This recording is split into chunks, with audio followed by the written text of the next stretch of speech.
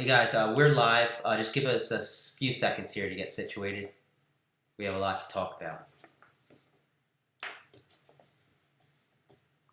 Alright, so yesterday, I know it was Sunday, it was Mother's Day, so a lot of you guys were probably not paying attention, but Stormy Daniels' attorney, Michael Avenatti, actually made quite a revelation, and that was by posting numerous pictures from Trump Tower on the day of December 12th, 2016.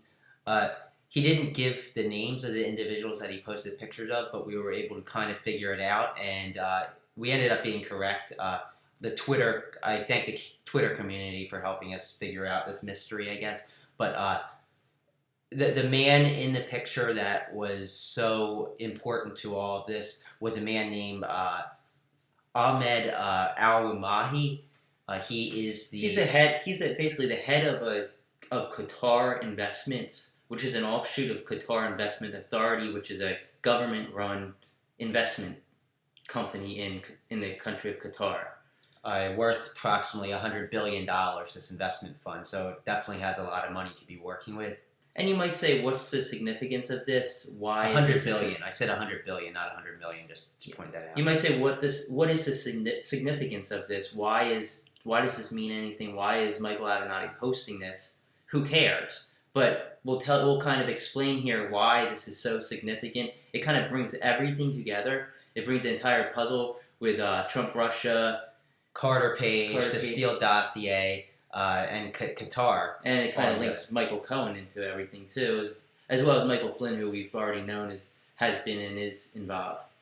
So basically, you might recall the Steele dossier. A lot of people on the right say the debunked Steele dossier, but it's not debunked at all. Actually, it's corroborated. It's been corroborated by numerous agents and numerous individuals within the Trump-Russia investigation.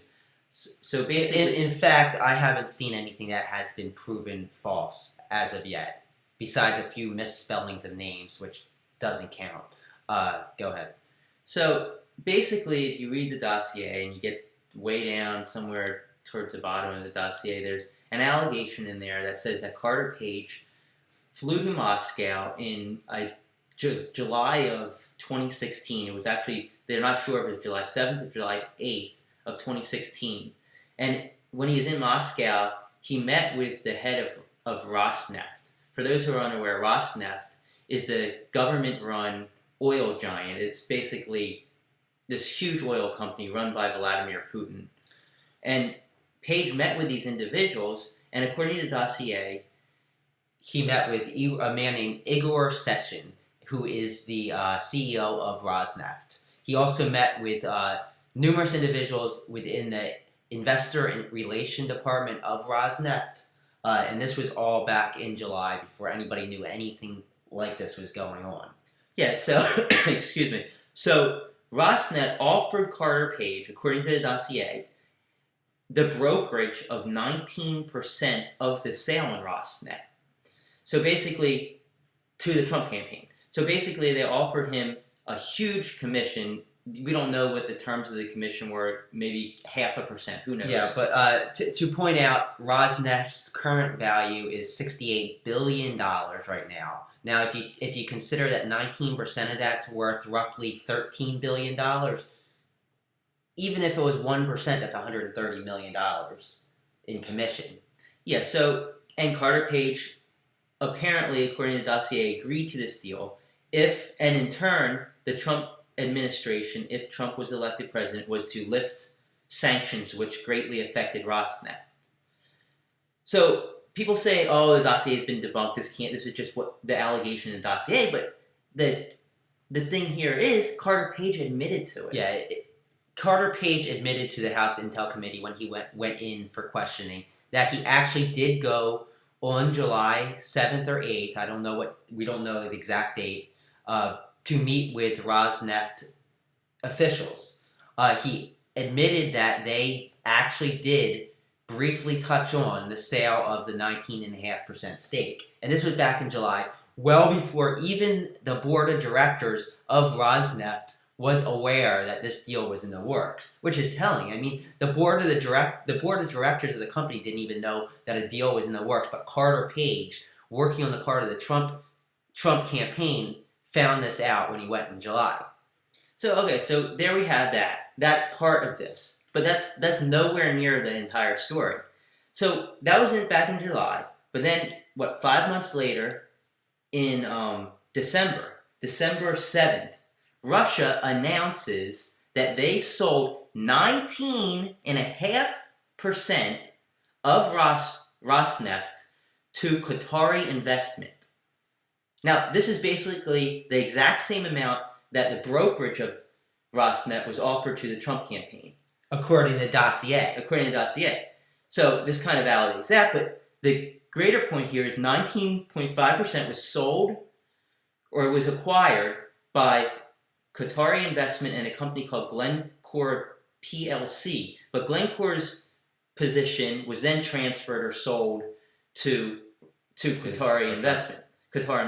So basically, Qatar Investment received 19 to 19.5% of this investment. We don't know if perhaps that 0.5% was transferred as a brokerage fee or as commission, perhaps, to the Trump campaign. We don't know. Okay, now this announcement was made on December 7th, right? On December 8th, Carter Page flew to Moscow. We don't know why. We don't know why he flew to Moscow. He flew to Moscow, and he admitted that he met with Rosneft. So the day after this deal goes down, Carter Page goes back to Moscow and meets with Rosneft. So why would that be happening if the Trump campaign wasn't somehow involved? But it gets even more interesting than this. You fast forward 4 more days from the 8th to December 12th. 5 days after the deal was signed, 4 days after Carter Page left on an airplane to Moscow to meet with Rosneft. And that is December 12th, which just so happens to be yesterday's tweet by Michael Avenatti in Trump Tower, 12/12/16. December 12th, 4 days after Carter Page flew to Moscow, 5 days after Rosneft was acquired by Qatar Investment, the head of Qatar Investment is at Trump Tower meeting with Michael Cohen, Michael Flynn, and who knows who else. Why? Now, the significance of Michael Cohen being there is that he would only be there if he was working on the part of the Trump organization or Donald Trump himself. So no matter what you say, you can say Michael Flynn was doing this at Trump Tower, and Trump had no clue that he was colluding with this Qatari investment firm and Rosneft, the Russian oil company. But Michael Cohen's there. So this is showing that the Trump organization or Donald Trump was somehow involved. He would not be at the meeting for any other reason. He did not represent anybody else but Donald Trump and the Trump organization. But it gets even more interesting. The next day, December 13th, 2016, Jared Kushner just so happens to meet with a man named Sergei Gorkov, who is a Putin friend and a huge Russian banker. Why? Perhaps because Gorkov was representing the seller of Rosneft, just like the Qatar Investment were the buyers. Yep. So it was basically connecting the buyers and the sellers for the deal. It was basically the Trump team were apparently the middlemen for this deal. And what did the dossier say? They were going to get the commission on the sale. Which makes complete sense. And that was going to be in turn for Trump lifting Russian sanctions, which he immediately tried to do after he took office, but it didn't actually go through. Well, here's another thing. After Carter Page flew in July to meet with Rosneft, several days later, he actually sent an email to the Trump campaign congratulating them on the new stance that the Republican committee was going to have towards the Ukrainian government, and that was that they were not going to sell weapons to Ukraine to fight off forces in Crimea. So there you have it. This is either A, the largest coincidence in history of this planet, or B, the largest conspiracy in the history of America? What do you think? Well, we still didn't talk about the other thing that actually confirms all this, and that is the lawsuit that was brought up by a company named Big Three. It was a man named Jeffrey Quatinetz, along with Ice Cube, the entertainer, and they actually are saying in a sworn testimony before the court that this Qatari investment, the leader of this Qatari investment firm, Ahmed Avenatti, told them that he bribed Michael Flynn. And Michael Flynn just so happens to be at Trump Tower when Ahmed Avenatti is there Shows as well. up. And days after this big oil deal worth billions of dollars took place. So this pretty much confirms with almost certainty that Michael Flynn knows everything, that Michael Cohen knows everything, and that more than likely Donald Trump knows everything. And that the Steele dossier, yet again, has been shown to have facts in it, and it's been shown to foretell what exactly happened here. So there you have it. And if Michael Flynn is actually cooperating, like I believe 100%, with Robert Mueller knows everything right now. And to make matters even more interesting is something that happened. This was probably about 3 months ago, 4 months ago. Some of you recall the Qatari blockade that the president backed. Now, this was a blockade put on by them from the United Arab Emirates and allies such as Saudi Arabia.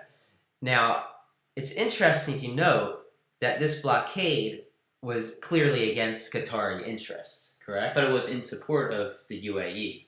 It was in support of the UAE. Now, Qatar was supposedly going to cooperate with Robert Mueller, as they said that the United Arab Emirates had influenced Trump, and basically that there was corruption going on here.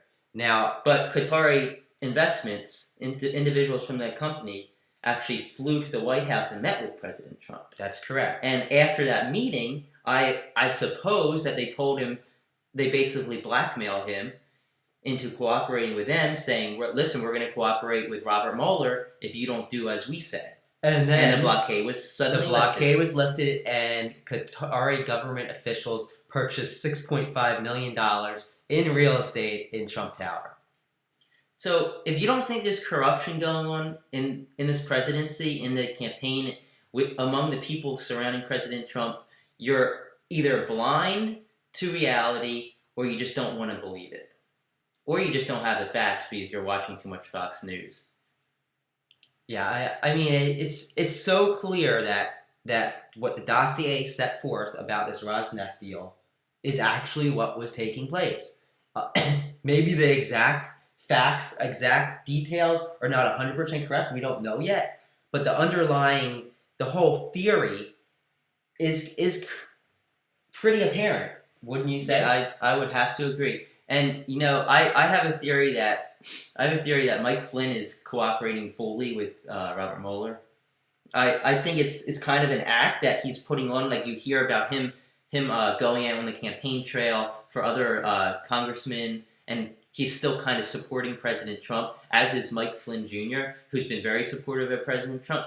To me, I think this is kind of an act. I think Mueller wants Flynn to keep Trump on his good side. He wants Trump to think that Flynn's still hoping for a pardon. He wants Flynn to kind of dig at Trump and get some more information from him and make Trump believe that he's his friend. This is just my theory, but this morning I actually contacted Michael Flynn Jr. and I proposed this theory, and I'll let you know the response that I was given. I mean, this is very interesting. I basically I'll read my message. Here we go.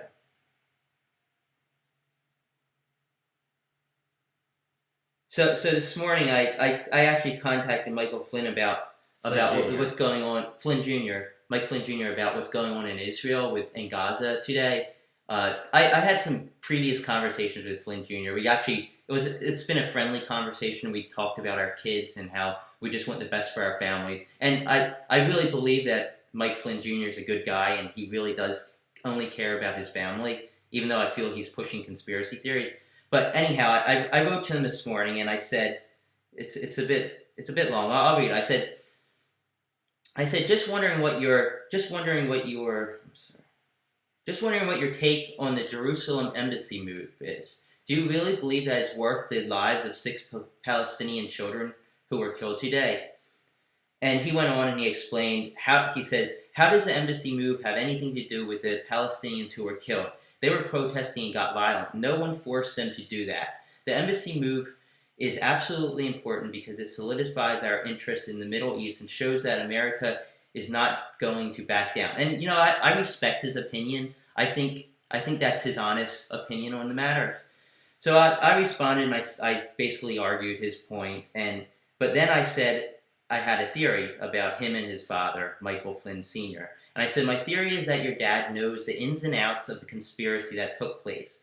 He knows the details of the deal reached by Page in June of 2016, the deal which gave 19.5% of Rosneft to Qatar Investments in December of 2016, what took place 5 days later at Trump Tower between Cohen, your dad, and the head of Qatar Investments, and why Kushner met with a Russian banker just a day after that. My theory is that your dad is conveying the details of Mueller's team while also trying to keep Trump on his good side as a means to aid in the investigation. I don't believe your dad is relying on a pardon of any sort, but I believe that he may want Trump to believe that he is, for investigatory purposes.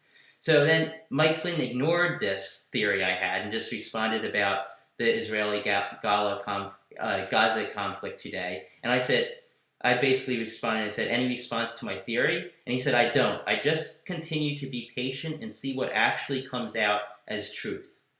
He said, I would just continue to be patient and see what actually comes out as truth. So he doesn't deny my theory. Again, it is just a theory I have. But I kind of see this as a little bit of validation. Yeah, it's something else I just wanted to bring up is we were just talking about the whole Rosneft, Qatari, Trump conspiracy. And if the president or his people received a portion of the proceeds of the sale of 19.5% of Rosneft, which could have been anywhere from I'm guessing $100 million to maybe $500 million, $500 million. They would probably have received that in shares. They probably would have gotten maybe 0.5% of the company. Now, this is what's so interesting. Trump's attack on Iran, him deciding to do away with the Iran nuclear deal, raises oil prices. Now, something else, everything Trump has been doing has been contributing to the Russian oil industry. In a positive way. In a positive way. And to prove that, just minutes ago, Reuters published a story titled, Russia's Rosneft First Quarter Profits Jump as Oil Markets Start to Rebalance. A big role in this has to be the bailing out of the United States from the Iran nuclear deal, because that destabilizes the whole Middle East, destabilizes the oil industry, basically. I want to say in a negative way, but actually, it's in a positive way for Russia because it decreases the supply of oil to much of America and other countries in Europe. Now, this said, Reuters goes on to explain that Rosneft's profits have increased 700% in the first quarter. So that means seven times the previous. If the president has shares in Rosneft, or somehow it was laundered to him in some way through who knows how, that would increase the value of these shares significantly. And that would give Trump reason to do things like pulling out of the Iran nuclear deal. And creating turmoil in getting rid of sanctions on Russia.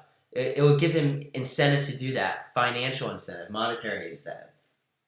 So to us, this is a huge. Michael Avenatti's tweet yesterday was huge. A lot of people, I think, kind of missed the point. Okay, who cares? He has a Qatari guy in his office. Big deal. But when you link everything together, it brings the whole puzzle together. And I think the puzzle. I guarantee you, Robert Mueller already knew that the Qatari investment head was in Trump Tower on December 12th. I'm sure he knew this months and months ago. Yeah. So Mueller has a lot. He has a whole lot. And to me, I think he has well more than enough evidence to indict Michael Cohen and indict those around Trump, such as Jared Kushner, on severe crimes. Yeah, and I don't disagree with you at all. I think we could open it up to the viewers, and if you guys have any questions, you can either express them on the side right over here, or actually right over here, right? No, right over here, or you can tweet with the Krassenstein Live hashtag. Which is over Brian's head right there. Right up there.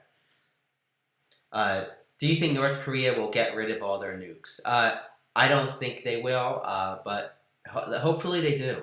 A lot of people don't realize that the repeated tests of nuclear weapons in North Korea actually have pretty much destroyed the nuclear test site. So when Kim Jong-un comes out and says, "Oh, we will get rid of our test site," it's pretty much out of service. It's already destroyed. I mean, they're not really doing much in that respect. Now, if they're gonna show that they're gonna destroy all their nuclear weapons and they're gonna comply with U.S. regulations and comply with inspectors on the ground, similar to what we did in Iran before Trump ended that, then I think that's great. That's great for America. But now we're gonna have to worry about Iran, which basically what Trump is doing in North Korea or saying he's gonna do in North Korea is exactly what Obama did in Iran. So I don't really understand what his thinking is. He's gonna relieve sanctions in North Korea, give them money, boost their economy. In return, they're gonna get rid of their nuclear weapons, which I think is great. But if that's great, then you can't say that the Iranian thing isn't great. Yeah, Iran might sponsor Hezbollah or some terrorist organizations, but would you rather have Iran sponsoring these terrorist organizations without nuclear weapons or with nuclear weapons? That's a good point. Any other questions? Again, you can tweet at us, Krassenstein Live, or leave them over here on the sidebar. I know a lot of you guys, most of you guys are probably just watching us on Twitter. These videos are being broadcast over Periscope. You can follow us on Periscope if you just click on the link, and it'll take you to the video on Periscope. You can just follow us. You can also click the hearts. I don't know. You don't really have to do that, but for some reason, people do that. And there's something called super hearts that I don't understand, but if you want to give us a super heart, feel free to do that. Somebody asked if we think Trump's going to finish his first term, and I don't think he is. I think, especially if we get Democrats in the House in November, I don't see him finishing his first term. I think there's way too much going on. If you combine the Mueller probe with what's happening with Michael Cohen and Stormy Daniels, I think there's going to be a lot coming out, and it's going to happen sooner than a lot of you guys think. I think over the next few months, I think a lot of this is going to come out, and I think that it's going to look horrible for Trump. It's going to look horrible for Republicans, and I find it hard to believe that he's going to hang on for what would it be, another 2.5 years. I don't see that happening. Somebody asked, I know you can't see the future, but what do you think Mueller's timeline is? And like you said, we can't see the future, and it's kind of tricky. It's a kind of a balancing act because you don't want him to mess with the midterms. But at the same time, I think there's going to be some congressmen who are currently in office that are going to be wrapped up into the Mueller probe. I think there's going to be some indictments of individuals in Congress currently, which should make it interesting. I think he's going to wait until after the midterms to do anything. I just think it's so. It is interesting to note that there's been rumors that he's wrapping up his interviews with witnesses. If that is the case, then this could end a lot sooner than many have expected. But these are just rumors right now. We don't know exactly what he's thinking. Well, there's many big dogs left. There's still Jared Kushner. Something has to come about with Jared Kushner. There's Don Jr. Don Jr. I think there's going to be something that comes about with him as far as indictments.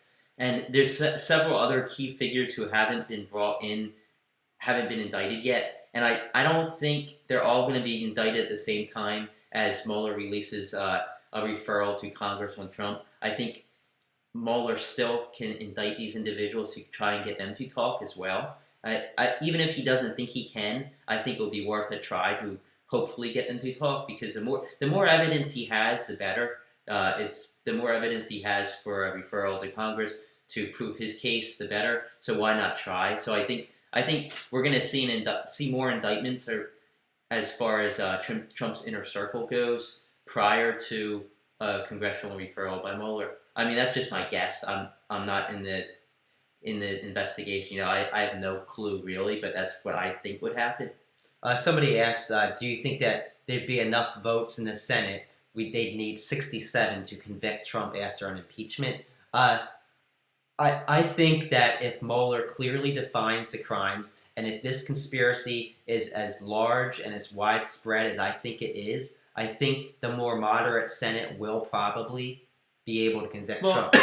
Well, the thing is, if he's impeached by the Congress, and Mueller actually has solid evidence, testimony from his inner circle, testimony from other respected individuals, it's going to be impossible for senators to say, no, listen, I'm not kicking him out of office. I'm not voting to impeach. It's going to be impossible, because that's going to only make them look bad, like they're supporting a criminal or criminal acts. And I just don't think. I think most of Senate is quite respectable. I mean, there's Republicans and Democrats and Independents, but overall, they're good people who want to see the good of America. Yeah, no, I agree. There's only a few Republican senators that I can think of off the top of my head. I'm not going to name any names that I don't think have the best interest in the United States for the United States. I know that's, guys, probably some of you don't agree with me, but I do think that many of the senators on the Republican side do have the interest in the United States. As far as Congress goes, I don't think that would be an accurate statement. I think there's a lot of congressmen who are they're all about protecting Trump. I think there's going to be congressmen who are wrapped up in this investigation, who are probably going to go down in this. Yeah, I don't think the same for the senators. I agree. There's a few questions here on Twitter. Dougie Fresh says, we are 6 months from the midterms. I keep getting mixed messages about whether or not Democrats are failing on messaging. What are Democrats doing right and wrong in their campaigns going into November? We're hearing, okay, the blue wave is really going. Then you hear, the blue wave is kind of dying. I think it's just we're in the period where we're just waiting for the primaries to get over, so we know which Democrats are going to represent the Democratic Party in the midterms. And until that happens, we can't really say there's really, the movement is just kind of stalled right now. I think that there's going to be a lot of messaging though that plays in the Democrats' favor, and that's net neutrality. On Wednesday, actually, this just broke, on Wednesday, the Senate's going to vote on net neutrality, and they think that it's pretty 50-50, so it could go either way, but regardless of what happens, Trump probably is not going to Trump will probably veto any vote. Yeah, absolutely. But that's going to give Democrats a huge in for the midterms, because 85% of Americans believe that net neutrality is a good thing and not a bad thing. And the Democrats are going to be able to push that forward. And the same for healthcare. Insurance prices are on the rise. They're going to use that. There's so much in the Democrats' favor that even if you're looking at the polls right now, and even if it swings back and forth and says, Democrats are up to 10% in a generic ballot, and then it goes down to 1%, that's not including anything that they're going to be campaigning on. And Republicans don't have... The only thing the Republicans are going to campaign on is this is a referendum to not impeach Trump. And that's not going to work if Democrats are campaigning on net neutrality. That's the thing. Democrats haven't really given a message yet because it's too early. And the campaigning hasn't really begun. A couple more questions here on Twitter. Arctic Title Surge says, isn't it amazing the transformation of Jeff Sessions lately to being almost pro-Rosenstein?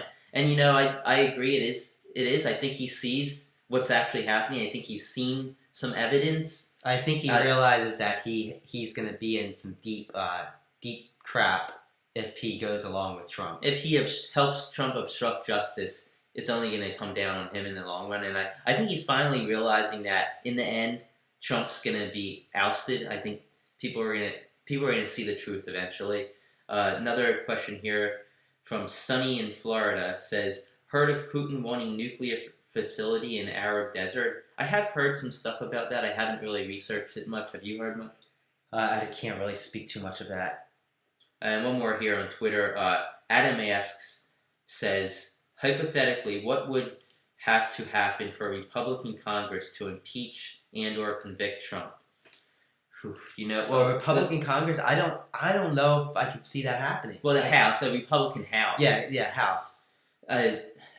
It's gonna if it's really close, like if Republicans hold the House by a slim margin, maybe say 2 to 3 Republicans to maybe it would. I think there'll be enough Republicans who would swing over and say, "Listen, I'm not for this. I'm a Republican, but I'm not for what Trump did."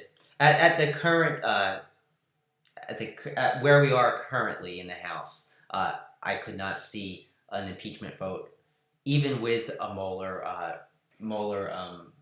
referral coming about. I can't see 50% voting for impeachment. But like Ed said, if it's like maybe 3 or 4 Republican favor in the House, I think that they could definitely convince 3 or 4 of the Republicans to switch sides. Yeah, and it's just it's one of those things we have to wait and see. A lot of people are pushing for impeachment now, and to me it's useless. And I don't really think there's enough there to try and impeach him, especially with a Republican, such a majority in the House. Yeah, no, I agree. I don't think they should even try. Wait until Mueller gives a referral. Let's see the truth. Yeah. Once the truth comes out, let's let the House decide that. And Democrats aren't going to jump on the impeachment bandwagon until the evidence is clearly out there. Otherwise, they're going to be called partisan, and they're going to use it against them later down the road. Exactly. Any other questions here?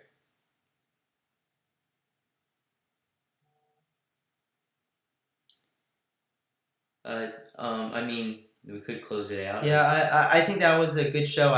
We just really wanted to explain the whole Rosneft, Al Rumahi, Michael Avenatti conspiracy. I guess I think that Michael Avenatti. Yeah, what did I say? Avenatti. We just wanted to explain all that. I think there's a lot of confusion, especially yesterday was a really busy day, Mother's Day. People weren't paying attention, and now it's all thrown at them. So, well, and like somebody saw earlier, I saw somebody said the mainstream media is not really covering the Avenatti thing. I don't know if they don't realize how huge it is, or how it fits the entire puzzle together, or if they're just not covering it because they just don't feel like it. But I think it's important to get the word out about what's happening. There were a few little things that kind of had me a little concerned, and that is the little lapel pin on, I think it was Michael Flynn. In some of the photos he didn't have it on, and some he did. So some people said, was it all really December 12th?